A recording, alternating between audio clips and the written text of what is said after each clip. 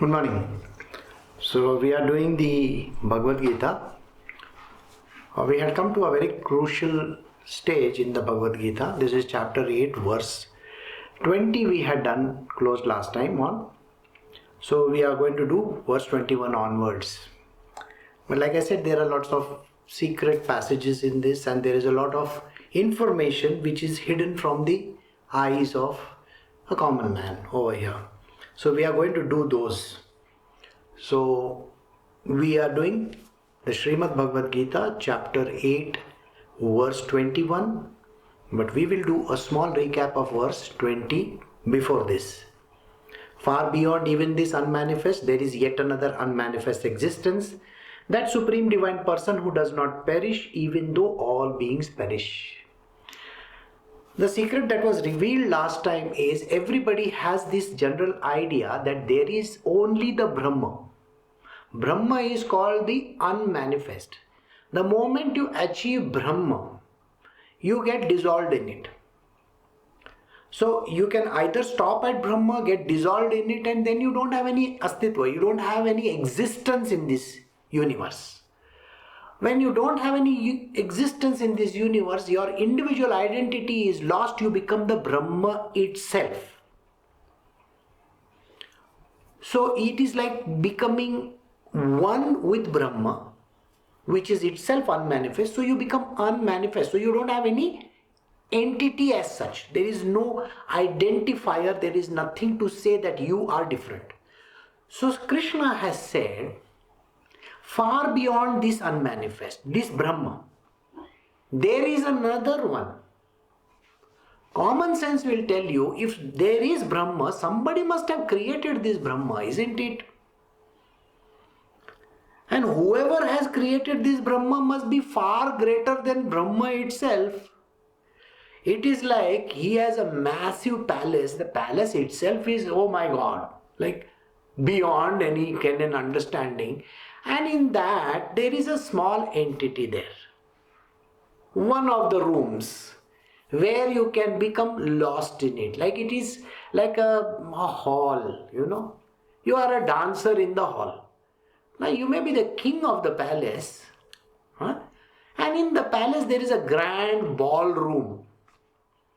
Now in the ballroom everybody is wearing a mask. It's a masked ball. How do you know who is who? Because everybody is wearing a masked ball. So in this room, this ballroom, which is called the Brahma, everybody becomes nobody. They don't have any identity because everything is masked. Everything becomes one whole homogeneous thing. It's a mass of people. That's it. Imagine like that. But there is a king who owns that whole place. So who is this king? So here he says, far beyond this unmanifest, whatever the unmanifest, which is the Brahma, there is yet another unmanifest. Yet another unmanifest existence. That means it is there. Existence means I exist. That is there. And who is that? It's the supreme divine person. This is a very critical word. He is a person. He is not some ordinary person. Please. Brahma is unmanifest. And in the unmanifest, which is beyond this unmanifest, there is a person there. It sounds very strange, isn't it? And that is why Krishna is called the secret. Nobody knows. Nobody knows. Nobody understands this. So he is called the supreme divine person who does not perish even though all beings perish. So even if the room inside perishes, he doesn't go away. He is very much there. So now we will move to verse 21, which gives us a further understanding of this same subject. So let us see what he says. We are doing Srimad Bhagavad Gita chapter 8 verse 21. The same unmanifest which has been spoken of as the imperishable is also called the supreme goal. That again is my supreme abode.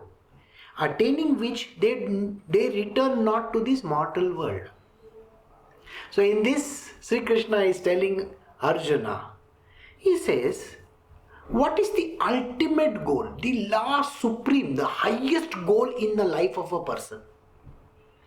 A material worldly person will say, I want to become rich. That is his goal. Somebody will say, I want to become a king. Somebody will say, I want to become a prime minister or a president of the country. Higher than the president? There is nothing there.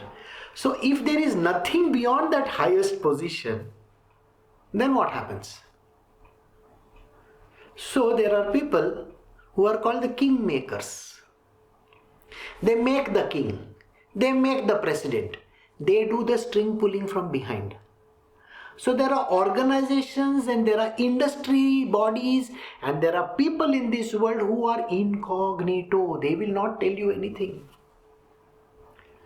There are various empires. See, the pharma industry, the stock exchange. You see, industries, bodies, the Silicon Valley, dictating terms from the background. They're pulling strings. The sugar lobby in India, pulling strings. Who is going to be the chief minister? Who is going to be the minister? The petroleum industry. You name it. These are the people who pull the strings. But are they great? No. The owner of this industry might be reporting to his wife for all you know. Or his servant. They are also not great. And the wife reports to whom? So this idea is that there has to be some supreme entity should be established in you. So in your life, what is the goal? Where do you want to go, sir? So people say, I want to become a Brahmanyani. I want to become a Buddha. Buddha means termination point, the end, T-H-E-E-N-D. So after that you can sing all the Janagana Manas after that. Nothing happens. You know, if you see a cartoon film, the end will come Looney Tunes. It will come like that. So it's like that. So finally, end of the day, you are still talking of reaching a dead end. Krishna is not offering a dead end. He is saying, I am beyond all this. Beyond the end. I am the one who rules the roost, rules the industry, rules everything in this world. I am that supreme person. And that is your ultimate goal. There are no ultimate goals in this world. So if you are telling me tomorrow, I want to go to Vaikuntha. Okay, done. Very good. 7-star hotel. Anything else? Switzerland. Okay. I want to go to Kailasha. Very good. You want to go to Japan. Very good, very good. Very nice. Where else you want to go? Brahmaji. His heaven. These are penultimate places. After that comes Brahma.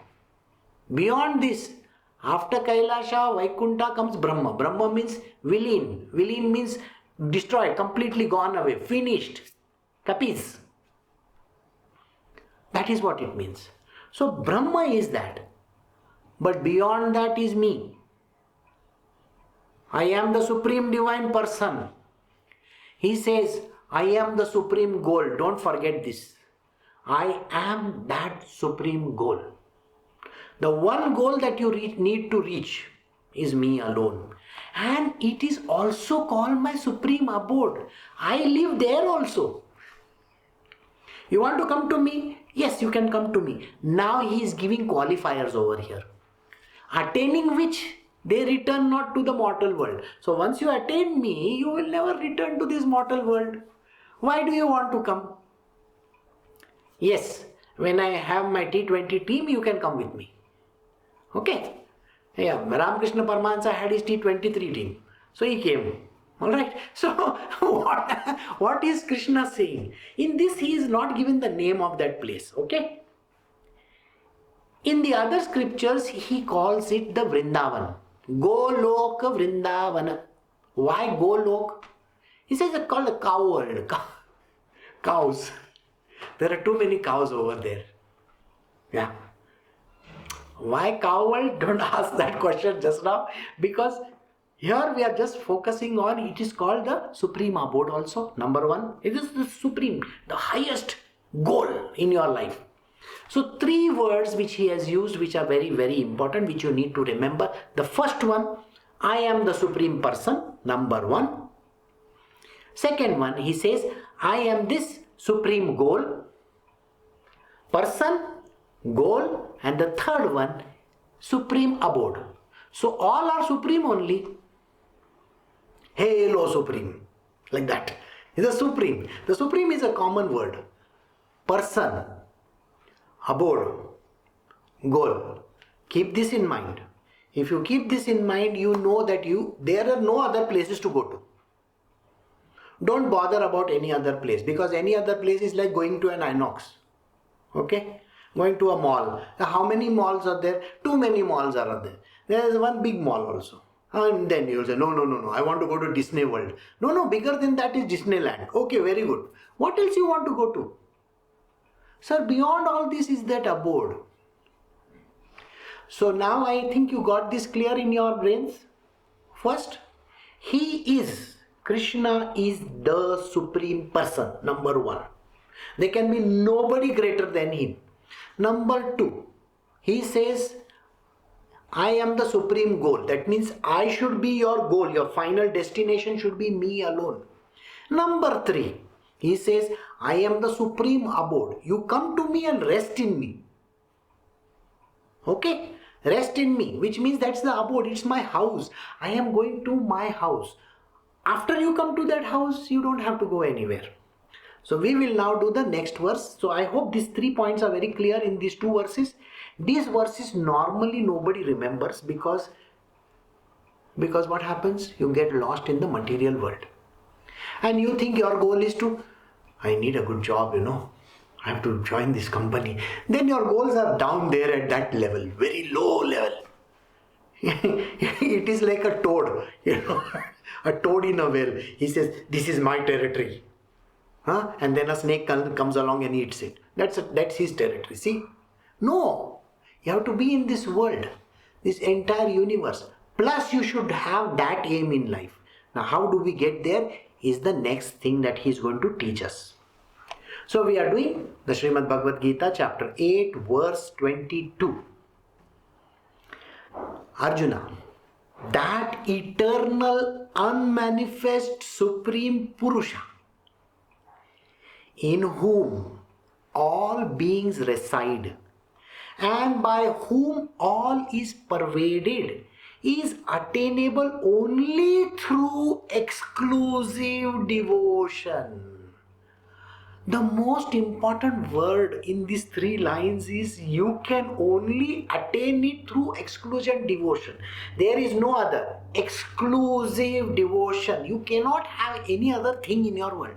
So, he is telling Arjuna, Krishna tells Arjuna, he says, Arjuna, look at this. The eternal. Eternal means one who never goes away. Always there, permanent, absolutely. Even the Brahma will dissolve. By the way, Brahma doesn't dissolve. I'm just telling you. All the worlds will go away. Everything goes away. All the gods dissolve. Human beings dissolve. Animals dissolve. Everything dissolves. But everything goes back to 0. 0 is Brahma. And then from Brahma they again come back. So far, how many Manvantras have happened so far? As per our scriptures, 14 have happened. 1-4. How many will happen? No idea. Even when did it start 0 to 14?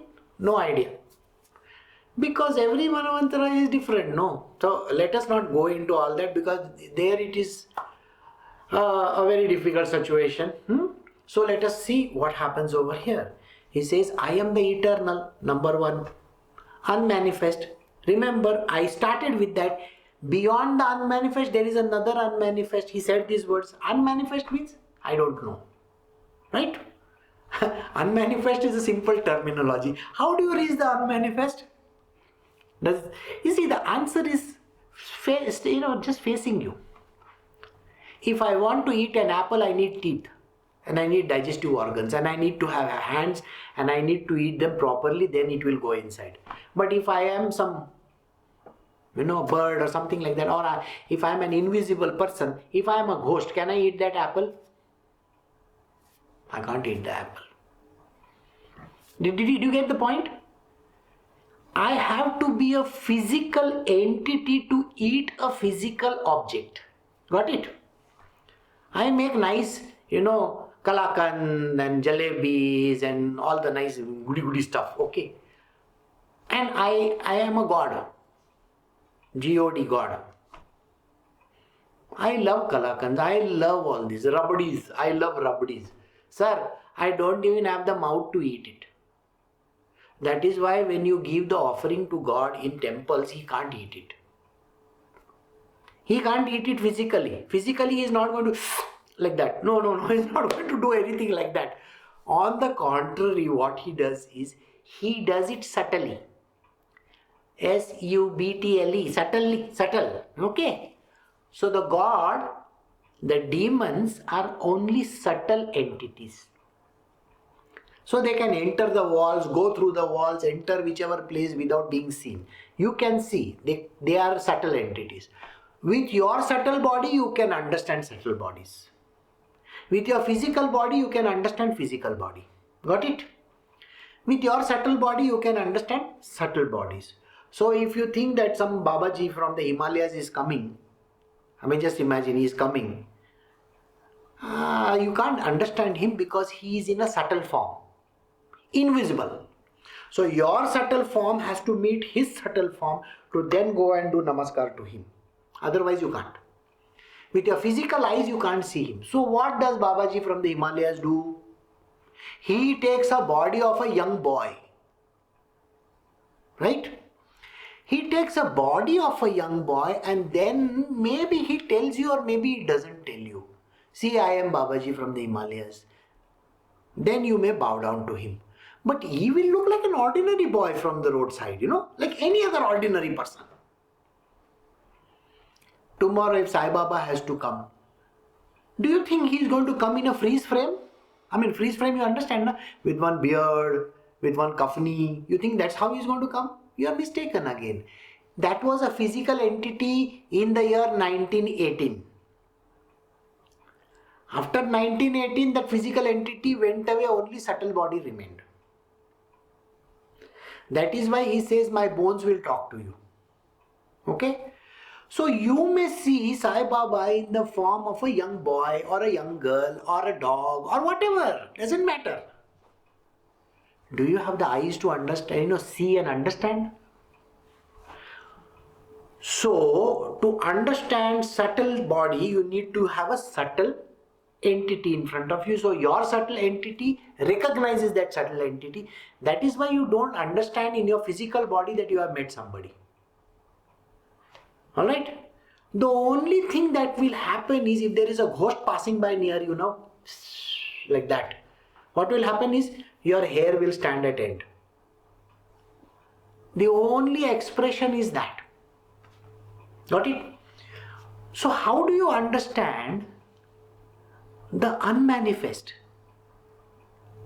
This is a question. You are a manifest form, a physical body. How do you understand an unmanifest Brahma? A subtle body can understand subtle body. A physical gross body can understand a gross body. Did you get the point? A human being can see an apple. A ghost is seen only by the subtle body. A god, demigod, whoever, it might be Brahma, Vishnu, Mahesh, whoever, will be seen in a subtle form because they are only subtle bodies, so you can see subtly. Now let us come to beyond that. How do you understand Brahma, which is called the unmanifest? And that is why it is written in the scriptures that you have to yourself become unmanifest. Do you know how it is done? They say that you do the meditation. Okay? When you do the meditation and you think, you are sitting in meditation, whatever that you are doing, and you can see, there are some bodies moving over here and there. I saw Krishna over there. I saw this one over there. It's your imagination talking. No, you can't see. They are in subtle form. You have to be in subtle form to see them in the subtle form. But physically, if you can remember all that, that means you should go to some loony bin.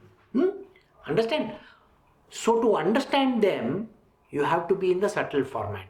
But understanding Brahma, in meditation they say, go beyond the three bodies. There are three bodies of ours, the gross body, the subtle body, and the causal body. When you go beyond the bodies, now, beyond the states, not Maharashtra, Karnataka and Tamil Nadu, no, nothing like that. Very simply, states are three. What are the first state? The waking state, the dream state, and then the sleep state. Beyond these three is the fourth state, which is called the Turiya state. When you enter the state of that Turiya, it's a deep meditative state. You lose the body's identity. No identity with the body. You don't even identify that this is my body. It's like you are seeing your car in your garage. So in your garage you are seeing a nice Ferrari. Okay, no, not a nice Ferrari. Maybe a tuta-futa type of an ambassador over there.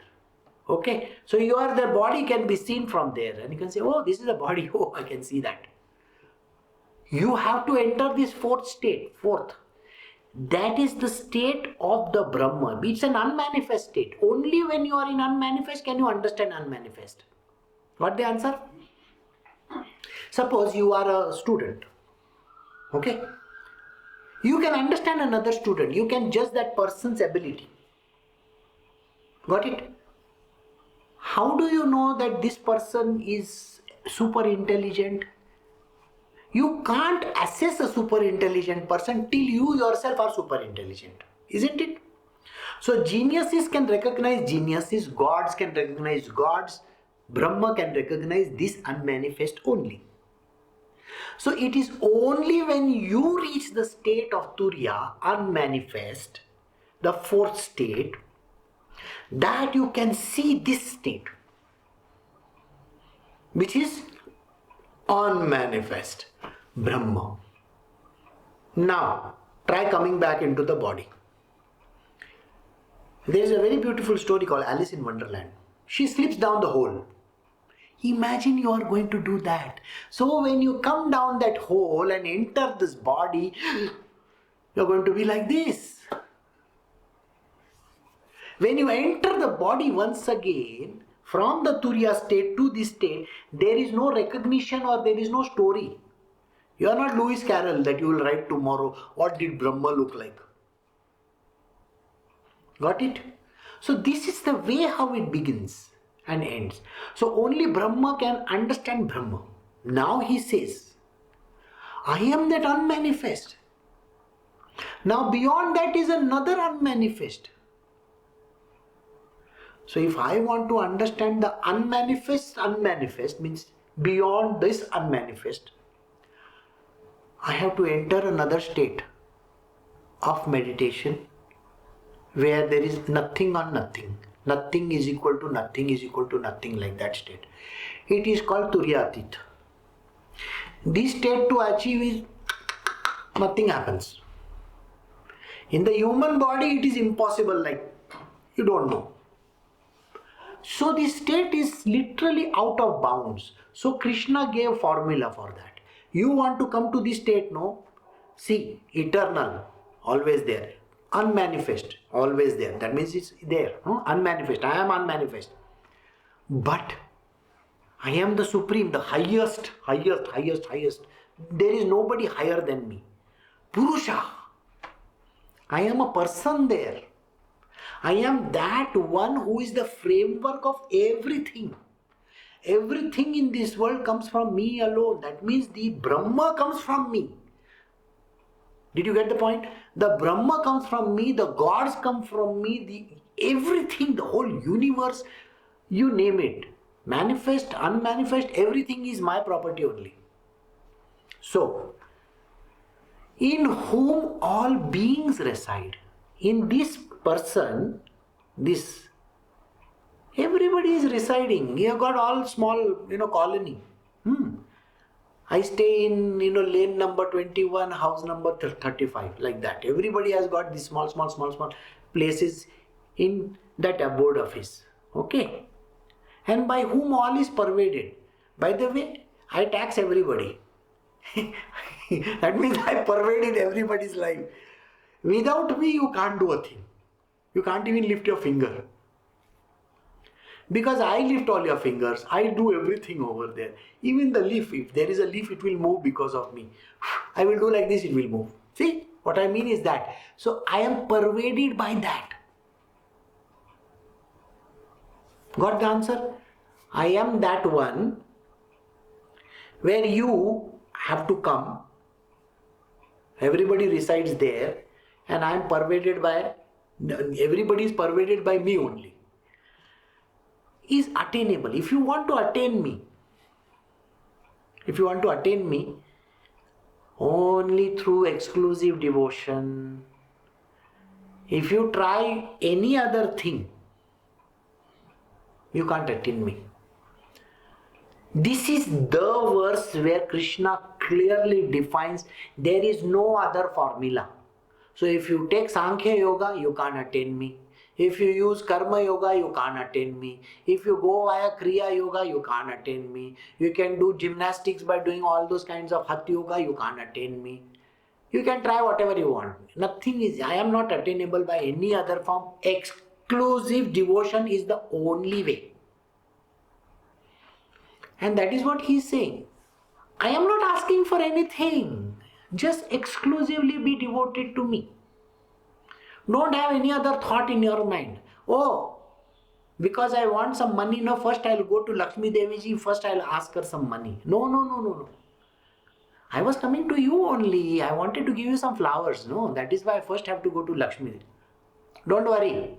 While you're walking down the street, did you find one tulsi leaf over there? Just pick it and give it to me. It's mine only. Don't worry. But you can pick it and give it to me. It's okay. I'm happy with it. You don't have to go stand in queue over there. The line is very big. That bank doesn't open till 10 o'clock in the morning. Okay? So, Lakshmi Devi's bank is like that. Or you will say, no, I was waiting for the sweetmeat shop to open. That also you don't have to go. And gold rates are very high. So don't go there also. So you don't have to give me anything. You just have to give your exclusive devotion. Single pointed. This is for Krishna. This. I do everything for him only. He is my super boss, he is my supreme person, he is my supreme abode, he is the supreme everything. I do everything for him only. That is exclusivity. Tomorrow you can't say, no, I am working for my children, I am working for my wife, I am working for my family, I am working for my father, mother. You can't say these words. No. I am working for a company. You can't say that. When Krishna says, I have given you the job, whom are you working for? Me. I have given you the children, whom are you working for? Me. I have given you a wife, whom are you working for? Me. The whole thing is mine. Did I not tell you in the previous verse? All beings reside in me. I am pervaded by them. Maybe they are pervaded by me. Did I not tell you this? So your wife is my property only. I only said, oh, jaake iske saath shaadi karo. Go, get married to him. Father, mother, who told you they are your father and mother?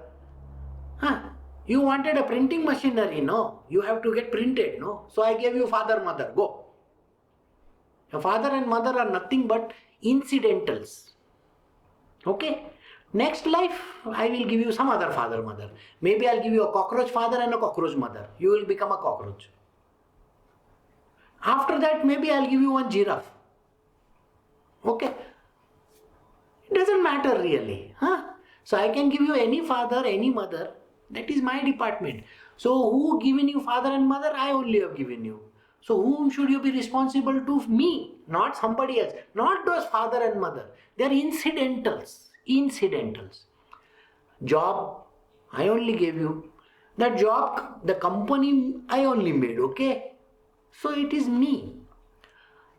See, it sounds like a very egoistic statement, but at the end of the day, if everything is pervaded by me, if everything is rests in me, there is nobody outside of me, correct? So Krishna is giving a very beautiful explanation and saying, everything is mine.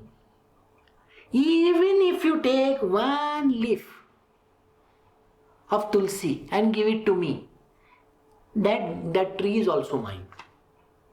That bush is mine, you remove the leaf, doesn't matter. You can remove another leaf also and give it to me. End of the day, what are you? You are offering my own thing to myself only. What I am looking at, exclusive devotion. You know that is my tree. You know those are my children. You know that is the child whom I have given as your wife. You know the husband whom you are married to is my son. Huh? Your parents are my children only. So whom are you talking about? Everything belongs to me. I am pervading everything. So, end of the day, just remember, you are responsible for only one. That is me. And that is why I said, have exclusive devotion. Got it? When you have exclusive devotion, and if you tomorrow tell me, I have to accommodate all these people, otherwise they will not let me live. Don't worry. They are responsible in their own world also. Yeah. I've got my department heads over there. They always do transfer, internal transfers, external transfers. Don't worry. Somebody is doing something to you, don't worry. Very soon they will get transferred. So, it happens. So don't worry about all those things. You just have your exclusive devotion. Don't have that number 1, number 2, number 3, number 4. अरे इसके बाद कौन है? अच्छा चलो. नहीं, कृष्णा को prayer किया, अभी शिव जी को प्रेयर करना जरूरी है. फिर उसके बाद है ना पार्वती अम्मा को करने का जरूरी है. फिर उसके बाद है ना विष्णु, वो तो गुस्से में हो जाएगा. लक्ष्मी देवी, oh she's saying, oh Parvati comes first than me, I am getting very angry with you. Saraswati says, oh, what do you think of yourself? Education, you will become a duffer. See, then Brahma ji says, next time production lineup में तुम्हारा number ही नहीं. See, all these gods, they have their own departments and they look after them. Okay? But they all report to me. Did I not tell you that? Everybody reports to me. When you have direct communication with me, why are you bothered about all these people in the middle? Exclusive devotion is all you need to have. So now we will go to the next verse. We are doing chapter 8 from the Bhagavad Gita. We are doing verse 23. Arjuna, I shall now tell you the time, the path depending on when yogis do not return, and also the time departing when they do return. See, I told you mine is an abode. Abode means a place, correct? So there are those yogis, okay? They come and they go. Why? I have some jobs for them. So what they do is they will come, they will say, they will put their attendance over there, they will meet me, they will take their next assignments, and then they go back again. So these are yogis, these are spiritual masters, they are great people in your world. You know all this, right from Vishwamitra, Vashishta Muni, Sai Babas, and Ram Krishna Paramahansas, Mirabai, all these people are there. They are all these yogis, masters, all these. They all are, what do? They come to me at a particular time and a path. That's the path. The gurus are called the pathway to God, isn't you? I think you know that, isn't it? These sages and the saints are nothing but path to God. So if I am a person who is from the Kabir Panthi, yes, I follow Kabir, and Kabir will show me the path to God. If I am that devotee of Mirabai, Mirabai used to do bhajan for Krishna, so I become that devotee. Alright? If I am a person who is following the path of any other person, Nimbarka or whoever it might be, okay? Vallabhacharya, you name it. Whoever it is, doesn't matter. Everybody is finally in there, I am the super boss there. So all these people, all these Vallabhacharyas, Shankaracharyas, everybody, they are called yogis of the highest order. So what they do, I shall now tell you the time and the path departing when yogis do not return. Sometimes they don't take return tickets. They just come and stay with me for a very long time. And also the time, the path departing when they do return. Sometimes they come back to earth, sometimes they don't. See, when there is a need for certain department head to be there, maybe I am doing some artificial intelligence on this planet Earth. At that time, I will send, okay, please you go. When there is a problem like the pandemic, I will send Sushruta and say, please go. Okay, take care of these problems that are there. So I send them. So there are times when they come and how they come, the pathway, and when they go, how do they go? Now, this verse sounds very strange, doesn't it? How do they come and how do they go, and where is this Supreme Divine Person? I had given you all a hint last maybe 2 weeks ago. So now we will try to understand what I had said at that time. I told you the entire creation is within you. So don't you think the abode of mind is also there within you? Did you see the words that I used in the last paragraph? In whom all beings reside, and in whom all this is pervaded by me. If you are that human being, and I am pervading you, doesn't that clearly tell you that I live in you also? But you can only know me through exclusive devotion. Understand? If you have any other thought in your mind, then I cannot help you. No, sorry, that's not my department. Then you have to go to whichever other department, because they are basically reporting to me at the end of the day. When your report comes to me after 20,000 lifetimes of yours, then I will see. Till that time, I won't see your report. Got it? So let us come back to the story. So these yogis, what do? They depart. And sometimes they return. What is this depart and return, and where is this whole thing? Now, I told you just now, I live inside of you also. Doesn't that tell you anything? If I am living inside of you, where are you searching me? If you think that you can search me outside of you, then there is something wrong with you. You see, it is like this. Now you want to connect to your bosses in America or London or New York or Japan or some such place. Do you actually have to go during these pandemic times to New York City? No. Do you have to go to London? No. Do you have to go to Tokyo or Beijing? No. How do you connect with them? Through the internet. The device is within your own hands. You are carrying your cell phones with you. In the cell phone, there is a Zoom app. There is a Meet app. All those apps are there, no? In your hand, You just have to dial that number and you will connect with them. So if you want to connect to your super bosses, you don't have to physically go there. They are available in those small devices also. You keep the device in your hand and do like this, and you are able to see them. And that person may say something to you and you can tell them also. You don't have to physically go there and give them some presentation or something. You can do it online. If this is the convenience that is there in the material world that I have offered you, what makes you think I have not offered you this convenience to you in your hand? So if you want to connect with me, I am living in your heart. See? I live in your heart. In your heart. I live in that. And in this Bhagavad Gita, I have mentioned this many times that I live in your heart. You still don't understand. So where do you think you are going to go? Now let us come to the verse which says the yogis depart. Sometimes they come. The yogis are repository of knowledge. What is it?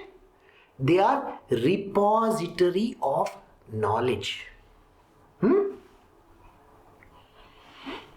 Do you know in your body there are all the heavens, all the gods, Sahasrahara, Kailash. The Kailashpati stays here, Shivji. Brahmaji is just, around your navel. He's got his own heaven over there. And then you have your ego. That is the ego, the mind. It's nothing. That is called the king of gods. Indradev's heaven, that is. Egoistic fellow. Huh? So I also have, but first you have to meet my other forms. Okay, other forms are there. Before you come to meet me, you have to meet all my other assistants. Because everywhere I have a form. Outside there is one form. Okay, that is called the Mahavishnu. He is sleeping over there. First you have to wake him up. Right? He is always in a dream state. So here he sleeps over here only. You can't. You see, if there is a tiger who is sleeping outside a dog, let us say you are staying in one, you are going to somebody's house and there is one, Alsatian sitting outside or one Doberman, and he is sleeping over there. And the moment you touch the bell over there, ting tong, that fellow, he does like that. You know that, no? You have seen that in the houses. So you think Mahavishnu, first you have to pacify him. He also takes Narsimha avatar if you do anything to him. Okay. So please remember this. He's got multiple avatars. He can take even fish. He can take even a pig's avatar. Doesn't matter. He's got so many avatars of his. So Mahavishnu is there. So first you have to cross him. Next to him, there is toll tax. Lakshmi Devi is sitting over there. She says you can't enter without giving us some. Okay?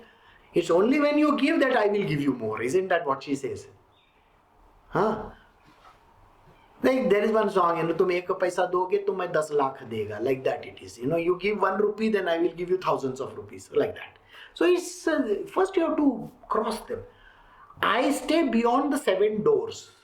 My entrance is beyond the 7 doors. So first you have to go to the Vaikuntha. Vaikuntha is here. Inside the Vaikuntha, you go right inward, 7th door. Knock, knock, who is there? I stay beyond that. So there is no direct entry. But you want to come to me directly? That is the whole point which I was explaining. It is exclusive devotion. You see, think about it like this. If you want to meet the CEO of a company, or you want to meet the chairman of a company, you can't go to the reception and say, तुम्हारा CEO से मिल सकते क्या? You see, you can't go to the reception and ask them, can I meet your CEO? They will look at you and think that you are some nutcase and they'll throw you out. Isn't it? First they will ask you, do you have an appointment? No. Then, why have you come? Say, send an email first. Maybe they will call you. Isn't it true? So, if you want entry, that means you should have different methodologies. So, how do you go and approach the chairman or the CEO?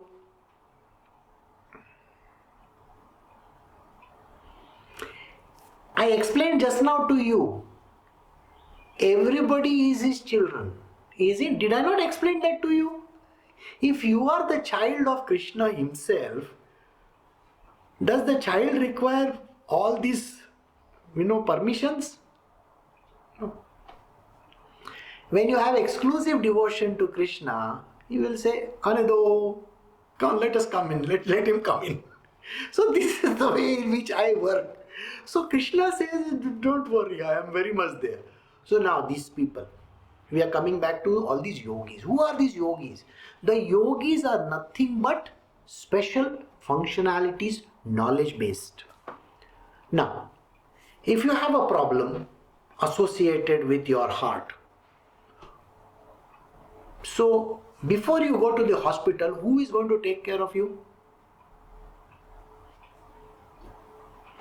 There is a person there, a department there, which handles these small issues. Likewise, every department has got its own yogi knowledge. It is right inside your being. But duffers don't understand what to do. People who are ignorant, they think I have to go and get the knowledge from outside. When you can reach the unmanifest state by becoming unmanifest, don't you think I have inundated you with all these pathways? Pathways. The neural system. Everything is within you. Sometimes they come to me and then they don't go back. They just come and sit in front of me and they say Krishna, like that. They just sit over there. And sometimes I tell them, Dekho, what is happening over there? Can you just go and see who is there at the door? You got what I'm saying? So in the internal departments of the heart, that is the innermost place, I have these different things to actually look at. The center of your being. So we have the whole world within us. So the whole universe is within you. So these people who are coming and going, how do they come and go is going to be the next verse. Alright? So I may have time for it. I'm going to end 5 minutes earlier. So 8:55 I will end. So let us see what the next verse says. This is chapter 8 from the Bhagavad Gita, verse 24. Of the two paths. The one in that in which are stationed all effulgent fire god and the deities presiding over daylight, the bright fortnight, and the 6 months of the northward course of the sun, respectively. Proceeding along it after death, yogis who have known Brahma, being successively led by the above gods, finally reach Brahma. Exhaustive verse, isn't it? Don't worry, it is very simple, which I will explain to you. Listen to it carefully. There are two pathways. In our body, there are two pathways. Oh, you thought there is some pathway outside, is it? When people say the heaven is there and the hell is down there. Sir, there is no heaven outside in this world. If I look upwards, in the sky, there is no heaven. I can't see heaven. And if I look downwards, I can't see down also. Because our earth is suspended in animation in the middle somewhere. Okay? So when I say to the heavens and to the hell, there is no heaven there and hell outside. Heaven and hell is inside of you only. Okay? So we have to understand how these pathways work. So the one that is in which are stationed all effulgent fire god. Where are the fire gods? When these yogis are coming, there are fire gods. I want you to think. If your imagination is running wild, then you will say, oh, there must be some road, Let us see on the Google Maps. Is there a road where all the fire gods are there? Right? Isn't that what you will think? So, fire god. One fire god is sitting in your stomach. Right? Is there in your stomach or no? He is digesting your food for you. Another fire god is in your lungs. Is he not transferring all this oxygen, all those carbon dioxide, oxygen on this side, carbon dioxide on this side, aage chalo, aage bado. He keeps on doing. Oh, next in line. When the blood is flowing from there, let us pump it with oxygen. Oh, you go ahead now, go and get carbon dioxide. He is running a full system over there. He is the fire god. Got it? Come slightly above. The fire god is sitting in your mouth, no? Is he not gulping everything down? So every part above the navel is a fire. This is the pathway. All effulgent fire god and the deities presiding over daylight. Do you eat food in the middle of the night after sleeping? Do you eat food after sleeping? No. Sleeping means digestion. You are fast asleep. Your body is digesting. So during the daylight, all this happens during the daytime. That means when they are awake, the gods are awake, At that time, the digestion is happening, the pumping is happening, everything in the body is happening, correct?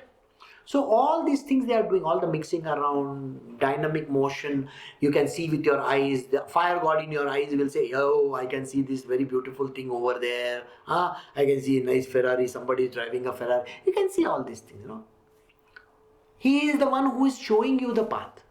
He is holding the lamp for you. And then we come to the next one. The bright fortnight. In a month you divide bright fortnight and dark fortnight. Isn't that what you do? What is the bright fortnight? You go through all your phases in your life or no? I feel top of this world, yeah. Another, I don't feel like living in this world only. This world is worthless place. My parents, they don't look after me. They feel I am a useless fellow. My boss thinks I am the worthless guy in the whole company. That 15 days in a month you are in that depressed state. 15 days you are in that high, full of, I can do this, I can do this.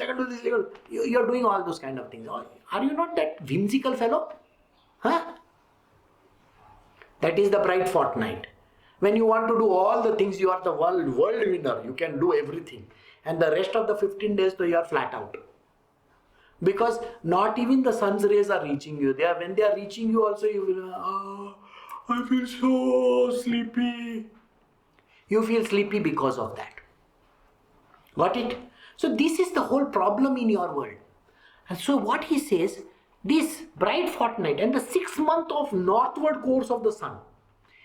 Again, when I talk about fortnight, you have to understand the 6 months in a year, you are really thinking, I will achieve your targets. I will do this. I will do that. Yup.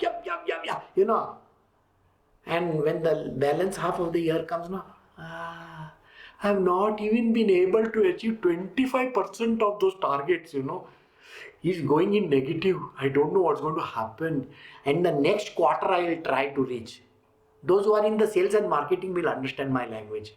Okay? Those who are on the path of this balance 6 months of the year, you want to try to achieve. But the whole world is against you. Your own people will say, not today, I am very busy just now. But they are not busy, but they will still tell you they are very busy people. You go to your suppliers will say, you should have come to me at the beginning of the year. Now I had lot of stock. Now what has happened? Pandemic is there. Now no stock. You go to your, suppose you are looking for a container to get your stuff from China or some Australia or some such place or New Zealand. Containers, they are all stuck up. Shenzhen, I can't do anything about it. No containers available. You want containers, pay under the table. You pay me 3 times the amount, then I'll give you 1 container. Somebody's container is just lying over there. Like that they are. 6 months in a year, you are on top of the world. 6 months in a year, you're completely gone. So these yogis who are coming to me, they come in the bright half. Bright. They are not coming in the depressed state of theirs. They are always, I want to do this, I want to do this, I want to do this. They are always like that. Then, it is called the northward course of the sun. In your body, there is a sun, is it? I'm not talking about S-U-N. Otherwise, tomorrow you will say, I'm pregnant or what? Sorry, stupid joke. S-U-N. Solar plexus is there in your body. Where Brahmaji is having his own domain. Yes, it is there. So, respectively, now I have told you this, okay? Proceeding along it after death, yogis who have known Brahma being successively led by the above gods finally reach the Brahma. When your Kundalini is rising, it rises upwards. These yogis, they take the right time in the most active state when all the gods are supporting them. It's like, they are doing that.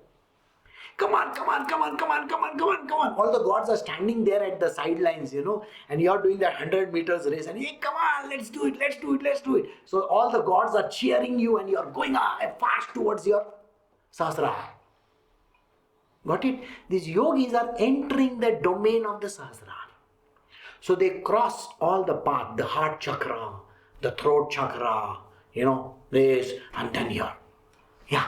It's only when you are doing the upward spiral, upwards, that time they reach the Brahma, unmanifest. So we have come to the end of verse 24. But next time when we open that verse 25, because it's the reverse of that. Whatever we did in 24, the reverse of that is in 25. So I will give you a small glimpse of 24 also and 25 also. So I will stop here now because I have to end early. We have a power cut today. So take care, have a great day today, and I will see you all tomorrow. Not tonight in the evening. After this you can join the Guru Charitra in another 10 minutes from now. Bye. See you all. Take care.